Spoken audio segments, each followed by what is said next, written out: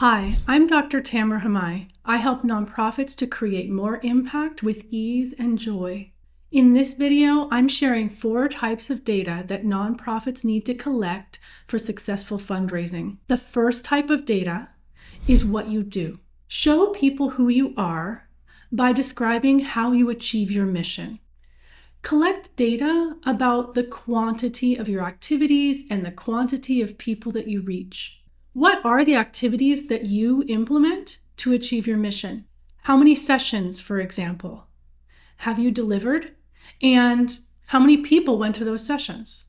What were the types of people that you were able to serve? These sorts of quantity data, quantity of people and quantity of activities, show that not only are you productive, but that you are productive in a way that you're intentionally working towards your mission. The second type of data you need to collect is about what you planned to do. Compare what your targets were in the beginning, what your plans or intentions were from the beginning to what you actually did.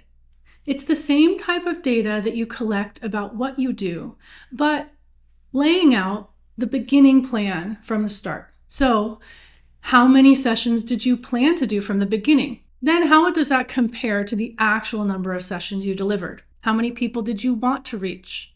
How many people did you actually reach? These comparisons will help to show that not only are you good at laying out realistic and feasible plans, but that you can consistently deliver upon your plans and promises. Realistically, there are going to be times that you don't hit your targets, that you don't fulfill all your plans as you laid them out. And that's fine. You still want to collect and talk about those data. Instead of talking about how good you are at laying out realistic plans and executing them, you can talk about how you adapted to real-world challenges, why things changed, what types of things actually helped you to implement your programs, what types of things held you back, and why you made the changes that you did to adapt to all of those hindering factors. Tell the story of how you respond intentionally to things that are happening in your context. This actually makes you a good organization. If you were too rigid of sticking to your plans even though they weren't going well, then it might actually hurt your cause. So show that, we didn't hit these targets, but these are the ways that we were able to identify why we didn't hit the targets and how we are or have adapted in order to avoid or prevent those sorts of things in the future or mitigate the challenges that aren't going away. The third type of data you need to collect is how well you do what you do. Quality of service delivery is just as important as quantity of service delivery. So quality means different things to different programs. How do you know what a high quality version of your program looks like? Maybe there are standards that are set out based on an evidence-based practice program model, or you have specific outcomes that if your students are achieving these, it means that you're doing your job well. It's possible also that you have a set of guiding values. And these guiding values or guiding principles, if you live those out in reality, that's an indicator that you are delivering your program well. So choose some data that are key indicators that you are delivering your program in a high quality way based on what your program really is. A more general way to think about how well you do what you do is just asking the question, what worked?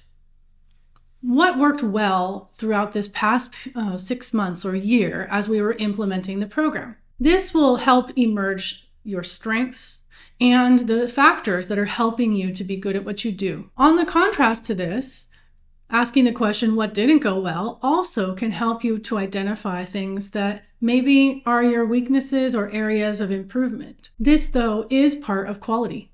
What's working and what's not working is a good way to define, regardless of your program model or program design, that you are delivering high quality services and you have ideas about how you can actually strengthen the quality of your service design and delivery. The fourth type of data you need to collect is about the changes for participants who are gone through your program. This is why you do what you do. These are the outcomes that are resulting because of your program. In the short term, what's happening immediately for participants? Are they changing their attitude? Are they changing their knowledge? How are they feeling? What's different for them because they were in your program? And in the longer term, what's changing in their behavior or approach to life? So identify at least one short-term outcome and at least one long-term outcome that really represent the most critical outcomes